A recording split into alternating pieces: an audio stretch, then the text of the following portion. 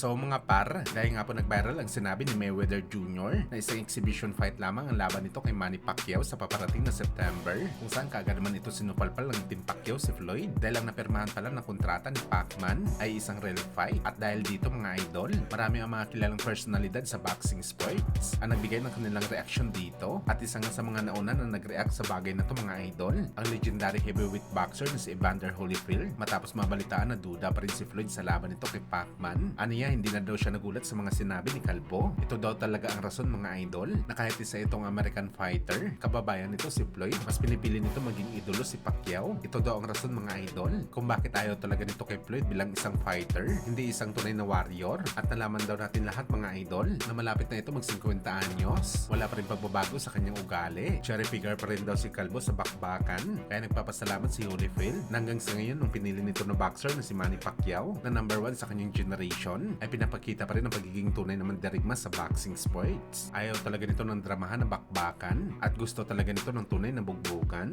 Dito daw natin malalaman mga boss kung gaano kalaki ang pinagkaiba ng dalawang legend, at ang isa gusto talaga ng tunay na laban para sa mga boxing fans.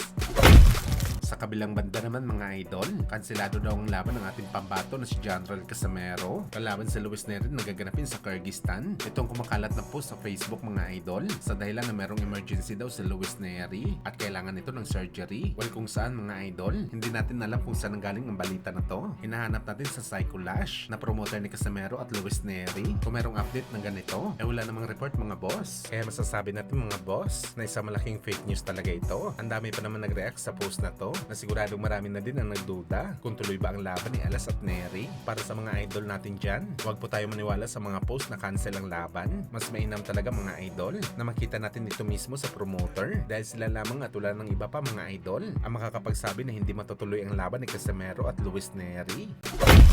Kinain daw ni Shakur Stevenson ang kanyang mga sinabi sa Japanese Monster na Oya Inoue, kung saan prangka dati na sinabi ni Shakur na ayaw daw talaga nito maupo si Inoue sa top pound per pound boxer dahil sa hindi pa daw nakakalaban si Inoue ng mga bigati na kalaban. Puro lang daw mga nobody ang tinatalo ni Inoue, at sa kabila daw na ulang bilang ang mga kinalaban nito pinabagsak pa daw si Inoue sa bakbakan na sa mataas daw na division sa 126 pounds. Ang dapat na labanan ni Inoue, hindi yung manatili ito sa 122 pounds na wala naman siya dito makakalaban na malakas. Pero binalik nga po ng mga boxing fans ito mga idol ang naging patutsada ni Shakur kay Inoue. Aniya, ang lakas daw ng loob nito na batikusin si Inoue. Pinipilit daw siya ng mga boxing fans na umakyat ng 147 pounds para labanan ng malalakas na fighter doon. Pero gusto nito bumalik sa lightweight na wala naman siya magandang kalaban na dapat labanan. Gusto naman daw ni Shakur mga idol na umakyat ng division, pero nanghihingi pa ito ng rehydration clause sa laban. Hindi kagaya ni Inoue na pagkatapos ng laban nito kay Nakatani, opisyal na ito aakyat ng division na walang planong manghingi ng partida sa bakbakan. Dagdag pa ng mga boxing fans, ang angas daw talaga ni Shakur na sabihin na hindi karapat-dapat si Inoue sa pound per pound matapos nito tinalo si Teofimo Lopez Jr. na kung tutuusin daw mga idol ay kasing level lang daw si Lopez at Fulton na pinatulog ni Inoue sa bakbakan.